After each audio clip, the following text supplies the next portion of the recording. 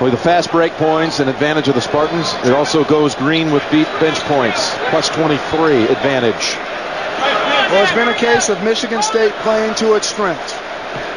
UConn has tried to do that by going inside, but when you talk bench play and fast break play, it's all Michigan State here tonight. It's 1-1 for Walker. And he's now missed 6 free throws in 7 attempts. But back to the beat. Slides off the rim. Walker saves it. Pass deflected, and Summers again, talk about pogo stick, climbs up the ladder and comes down with it. He's perhaps the best athlete on this Michigan State team, and the last 2 plays showed you why. Team foul number 6 against Connecticut. Second call against Adrian tonight. Boy, you sense Connecticut just panicking a little bit, Jim. They just have to continue to grind, make sure they take care of the ball, get good shots. I'd expect A.J. Price to try to pick it up from an offensive standpoint. Price with only 1 basket in this half. Now Walton. He's a compulsive film watcher. They say he'll watch as much as the coaches. That's a lot, then. That's a bunch. Summers gives it up. And Adrian reaches in. It'll set up 2 at the line. Third foul against Adrian. Team foul number 7. Jim, this is exactly where Connecticut did not want to be. Trailing against a team that runs its half-court sets as well or better than any team in college basketball. The movement, the screening, the ball faking, all of what makes you effective in the half-court, Michigan State does. Let's put that last foul now in the column against the beat, his second, and not on Green. So Green and, not on Adrian. So Adrian with 2, Thabit with 2. One more here, Green. Missed them both. Tipped up Sutan. Tipped again over to Price, who's 4 out of 15 for the game.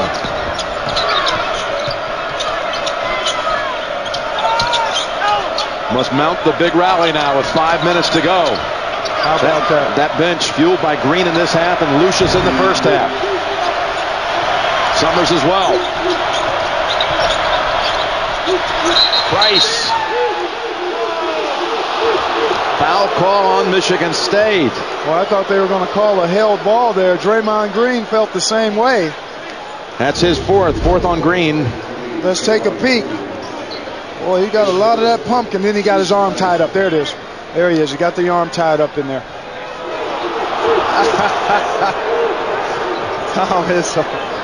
Boy, he gets a workout. 1-1 coming up for A.J. Price. Price only a 71% free thrower. Well, you think he and his dad Tony, this whole idea of getting to the Final Four and then having to hook up against Michigan State. How ironic. His dad took Penn to the Final Four in that '79 championship year for the Spartans, and Penn, Michigan State met there in Salt Lake City on that Saturday. His dad led Penn in scoring with 18. Now 30 years later, his son, as a senior, faces the same program. Yeah. And they've got work to do if they're going to advance to Monday. Still plenty of time, though.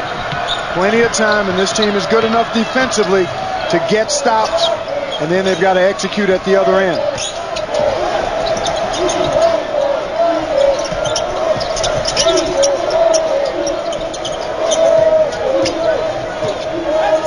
A lot of ball movement, a lot of screens, and cutting action by Michigan State. Lucas out of there by Thabit. His second block of the night.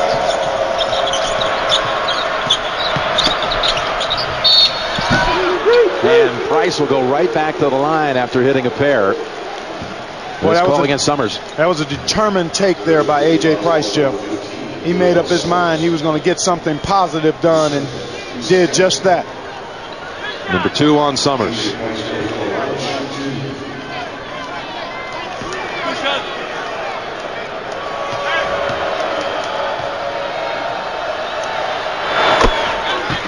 Well, he's got the stroke now. He's hit 3 here in the last minute. Young man who had quite an adventure in his career, including having to deal with a brain hemorrhage his freshman year. and a torn ACL in the first round of last year's NCAA tournament, just 9 minutes into